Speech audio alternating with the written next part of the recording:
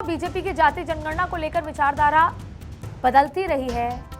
जिस समय इस पार्टी का जन्म हुआ था तब तो ये पूरी तरीके से ऊंची जाति कही जाती थी। अगड़ा, ब्राह्मण, बनियों की पार्टी का तमगा इसके ऊपर लगा हुआ था और मजबूती से तमाम ये जो बनिए, ब्राह्मण, अगड़ी जाति के लोग इनके साथ मजबूती से जुड़े हुए। लेकिन 1985 में पार्टी ने पहली बार अपनी विचारधारा को थोड़ा बदला।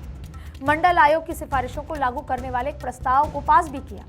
उस समय माना गया कि बीजेपी समझ चुकी थी कि बिना पिछड़ी जाति के साथ लिए राजनीति नहीं हो सकती। लेकिन बीजेपी का यह विचार भी लंबे समय तक नहीं टिका और फिर आया राम मंदिर का मुद्दा। राम मंदिर आंदोलन ने फिर उसे हिंदुत्व की राजनीति की ओर धकेल दिया। तब कमंडल बनाम मंडल की राजनीति का आगाज हुआ।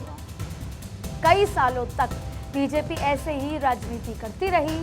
उसे हिंदुओं की कई जातियों का वोट तो मिला, लेकिन ओबीसी उनसे हमेशा दूरी बनाकर रखता था। और फिर केंद्र में जब पहली बार मोदी सरकार आई, इस वर्ग को साधने की तैयारी शुरू हुई। और मोदी तो खुद ओबीसी का एक सबसे बड़ा चेहरा है, पार्टी हमेशा कहती है।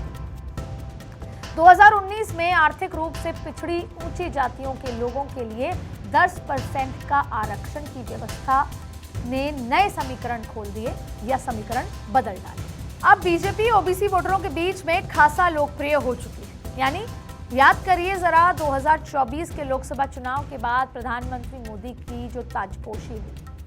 वैसे तो प्रधानमंत्री मोदी जवाहरलाल नेहरू के बाद दूसरे ऐसे नेता थे जो लगातार तीसरी बार चुनकर प्रधानमंत्री बने। लेकिन ये बहुत महत्वपूर्ण बात है और इस बॉडी लैंग्वेज को समझने की जरूरत है और उसके से जुड़ी आगे की राजनीति।